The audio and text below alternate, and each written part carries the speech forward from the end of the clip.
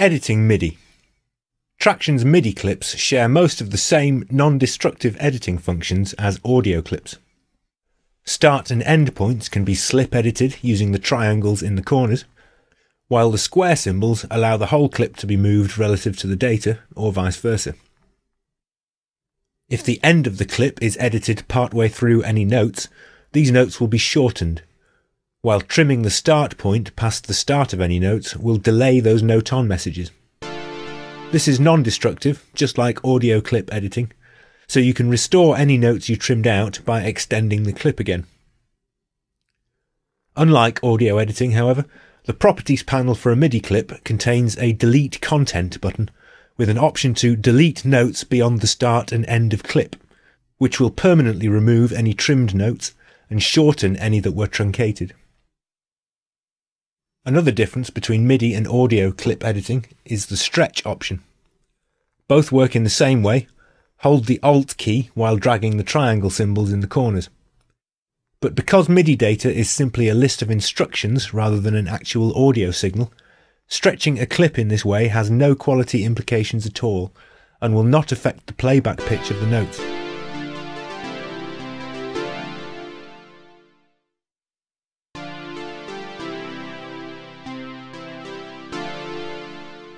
This function provides a quick and easy way to halve or double the tempo of a part if needed, or to create complex polyrhythms by, for example, squashing a 5-bar part down to 4 bars.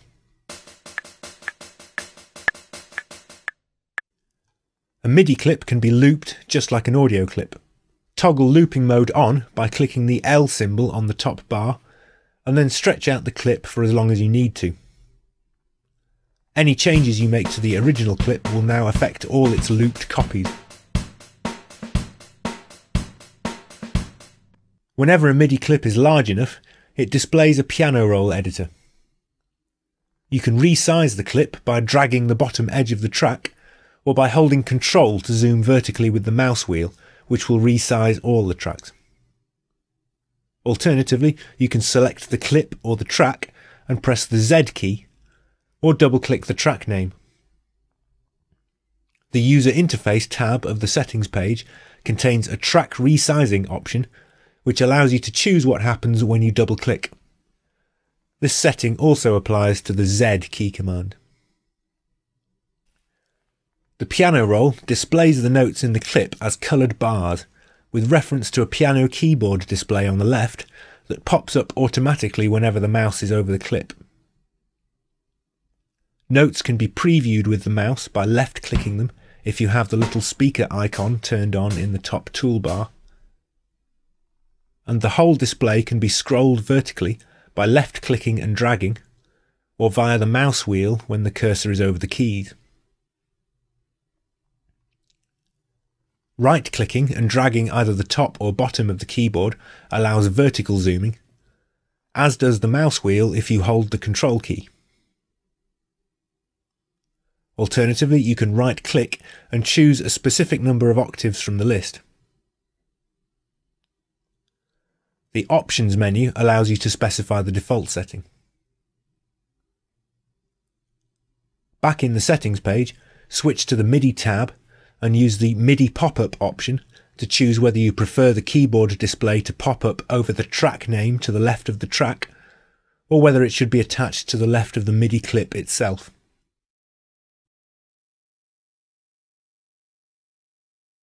If you don't see the toolbar at the top of the clip, check the Auto Show MIDI Editor toolbar in the Options menu. The Draw, Erase, Select and Line tools allow you to manipulate the notes in the clip in various ways. The Draw tool is represented by a little pencil icon and can be selected by pressing D. In this mode, a single left click anywhere in the clip will create a new note with the length and velocity specified in the 2 fields to the right of the toolbar. Remember, Tracktion defines note lengths by beats, not bars, so choose 1/4 of a beat instead of 16th notes, and 1/2 a beat for 8th notes if you are used to a more traditional sequencer. If you hold the left button down, you can reposition the note before you let it go. Notes will snap to the grid if snapping is turned on, but you can override this by holding Ctrl while you drag. Holding Shift before drawing a note will allow you to choose its length by dragging left or right before releasing the mouse button. This will reset the length in the toolbar to the new length you define, so you can now left-click to enter more notes of the same length. Hovering the mouse cursor over an existing note will change it into an arrow symbol, which allows you to reposition notes if needed, while hovering over the end of the notes produces a double arrow symbol, indicating that you can change its length by clicking and dragging left or right. If snapping is turned on, the notes will snap to the grid, but again you can override this by holding Ctrl while you drag. Conversely, if snapping is turned off, you can temporarily turn it on by holding Ctrl while you drag. If you have the Control key held down before you pick up the note, you will drag a duplicate of the note instead, but you can still choose whether the new note will snap or not, depending on when you release Control. Holding Control also allows you to select multiple notes by left-clicking them, which will then allow you to edit all of them together. The Erase tool provides a quick way to delete notes. The Select tool is represented by the standard arrow cursor and is linked to the S key. This tool allows notes to be manipulated in the same way as the Draw tool, but also allows a range of notes to be selected for editing by dragging a box around them. Selected notes can be nudged in any direction with the arrow keys while the Control key is held down. The Line tool can be used to create repeating notes by dragging horizontally, or a glissando by dragging diagonally. With any of these tools selected, holding Alt will turn the cursor into a hand symbol, which allows the entire piano roll to be scrolled vertically.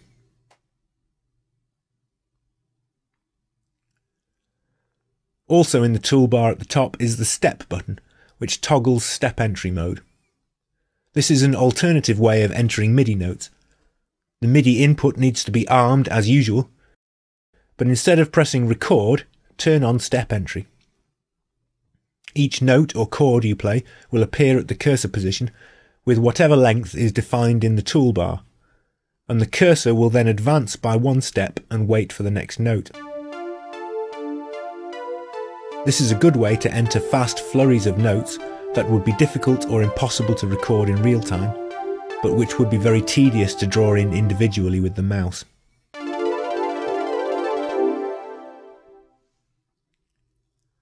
The Velocity button is linked to the V hotkey and toggles the velocity lane at the bottom of the clip. This lane can be resized if needed, and it displays a vertical stem underneath the start of each note to indicate how hard it was played. The difference this makes to the sound will depend on the instrument. Traction's built-in sampler simply maps velocity to volume, so the harder you play, the louder the resulting note will be. But a more sophisticated sampler might use this information to switch between different samples, or to change parameters such as filter cutoff to mimic the tonal changes of a real instrument when played at different volumes. Other instruments may ignore velocity entirely, on the other hand, perhaps if they are emulations of classic synths that did the same, or if they are playing multi-samples of instruments such as harpsichords or pipe organs. A note's velocity value can be edited via the Properties panel when it is selected, or by dragging the stem in the velocity lane. If you hold Ctrl and press D to deselect all notes, the Draw tool will allow you to draw freehand curves affecting all notes in the clip. The Select tool, on the other hand, will allow you to easily adjust the velocity of a specific note. The Line tool will predictably allow straight lines to be drawn.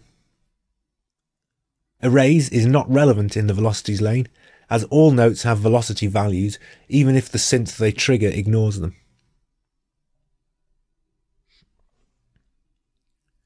If any notes are selected, only those notes can have their velocities edited. The Draw tool works as before, except it now only affects the selected notes, while the Select tool will scale the velocities of all selected notes together. This makes it possible to adjust the velocities of individual notes within a chord, for example.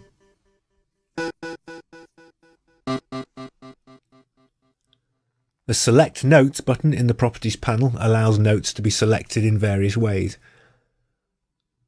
You can also select all notes of a specific pitch by holding Ctrl and clicking the relevant piano key.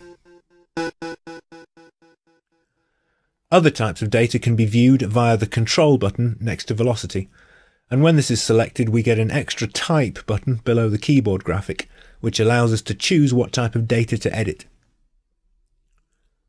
Controller messages, such as those generated by the modulation and pitch wheels on most MIDI keyboards, can be viewed by selecting them from the list. The most common are displayed in a shortlist, but the full list of 128 can be viewed via the Controllers submenu. If there is already data of a specific type in the clip, the controller name will be displayed in a different colour. Existing controllers can then be edited with the Select tool, while the Draw and Line tools can be used to enter new controller data. Unlike velocity data, controllers exist independently of notes, so they can also be deleted using the Erase tool.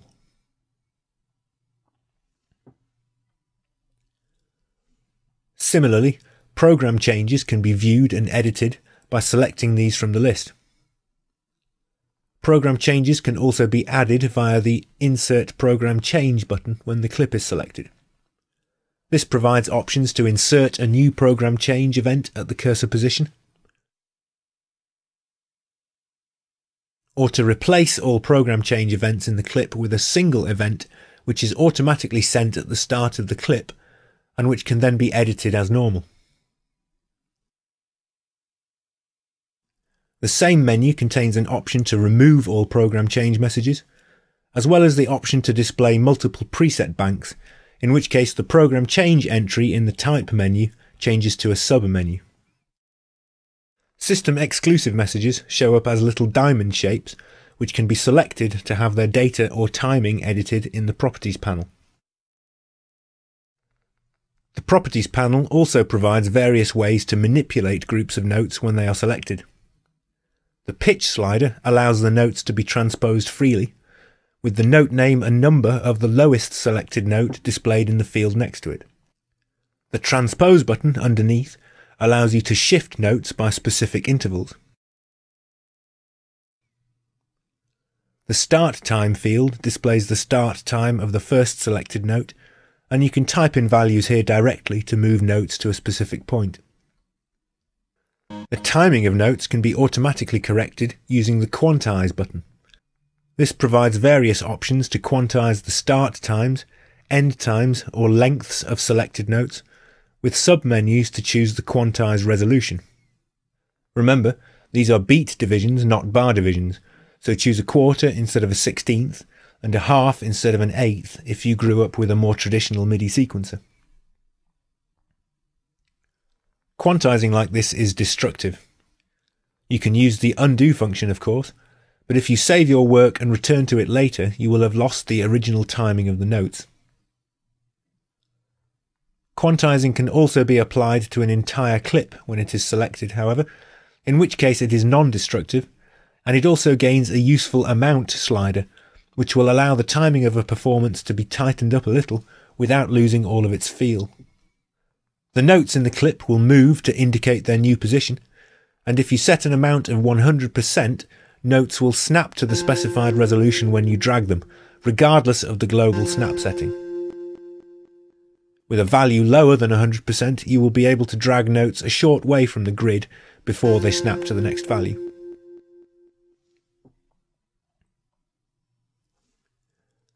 The Groove option underneath seems similar to the Quantize at first glance, but actually it works very differently. Instead of moving notes to conform to a grid, the Groove option will distort the timing of the clip in order to impose more of a human feel onto the part. For example, I can force a straight drum beat to take on a shuffle feel by applying one of my swing templates. you can create your own templates via the Edit Groove Templates option. The top section of this page contains a list of your current templates and options to create more, rename, reset and delete any of them. A template consists of anything between 2 and 32 steps, each of which can have a timing offset defined as a percentage. The resolution of the steps can be set between 1/8 of a beat and 1 beat. A simple swing, such as this one, which just delays every other beat, can therefore be set up with just 2 steps. Step 1 has no offset, while step 2 is delayed by the desired percentage. Setting each step to half a beat will produce an 1/8 note swing in the terminology of other sequences, while 1/4 of a beat equates to 16th notes.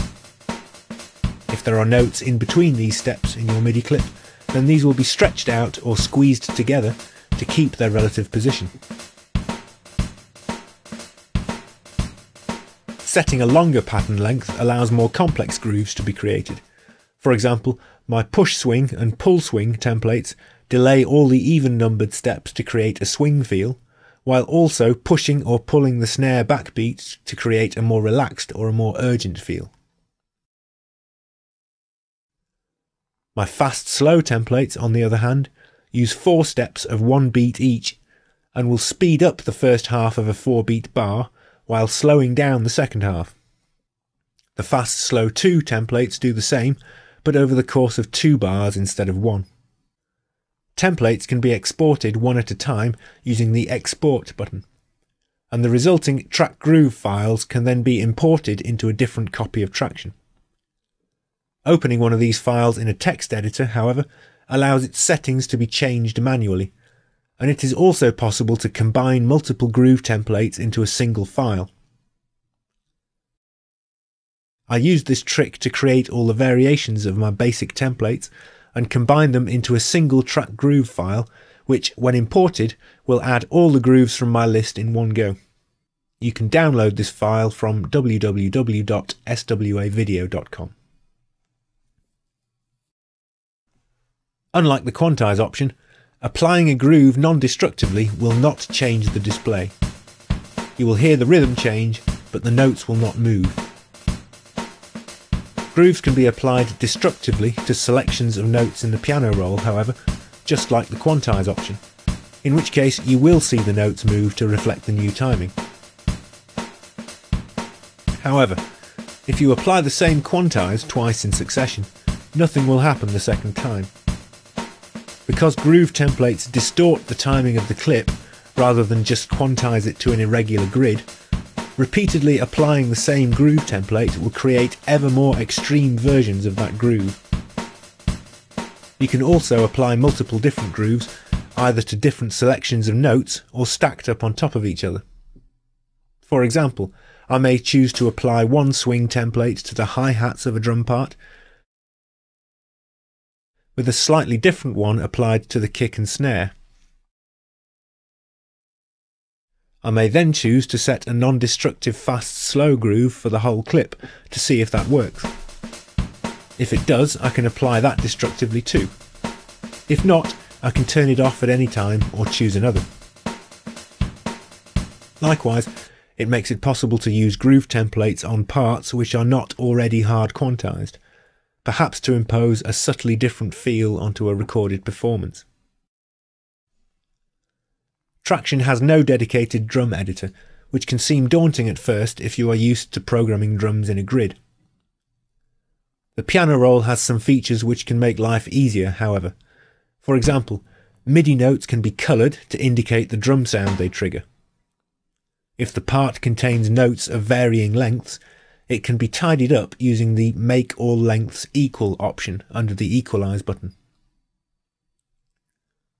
Holding Control while clicking a note on the keyboard will select all notes in the clip with that pitch, so you can then adjust their relative velocities using the Draw tool as if you had selected the appropriate lane in a drum grid. Tracktion's native sampler is very basic, but I often find it useful for drum parts, and any samples loaded into it will display their names in the MIDI clip if you zoom in tight enough vertically. One thing that new users of Tracktion sometimes complain about is the way the Midi Toolbar can pop up over a clip when you don't want it to, and obscure the timeline or another clip. The toolbar can be turned off via the Options menu, but I find a better solution is to assign a hotkey to toggle it on and off when needed. Switch to the Settings page and choose the Key Mappings tab. This page contains a list of all the default hotkey assignments and allows you to change them or add more. Scroll down to the bottom to the section labelled MIDI Editor Controls. The very last item in the list is Toggle Auto Display of Midi Toolbar that we just found in the Options menu. Click the plus symbol and choose a key or combination of keys. I like to use N, and click OK. Now you will be able to toggle the Midi Toolbar on and off whenever you need to, simply by hitting the hotkey you set up. Using hotkeys like this can speed up your workflow enormously. It's a good idea to read through the list of key commands a few times as you learn to use Tracktion, as you may find default hotkeys that you were unaware of, or functions that you would find useful but that do not yet have key assignments. Better still, press the View as HTML button to create a list which you can print out to keep as a reference. If you need to reset your key mappings, you can press the Reset to Defaults button. This allows you to reset your mappings to the default settings, remove them all, or to set them to match the key bindings for Cubase or Ableton Live. You can also load in key mappings created by other users via the Load Key Mappings button, or save your own mappings to share with other users via the Save Key Mappings button. Your key mappings will also be saved as part of your user settings in the User Interface tab of the Settings page. User settings also include your filter and rack filter presets, along with all your other preferences. So if you use the Export User Settings function, you will be able to easily restore your settings after reinstalling Tracktion or installing it on another machine.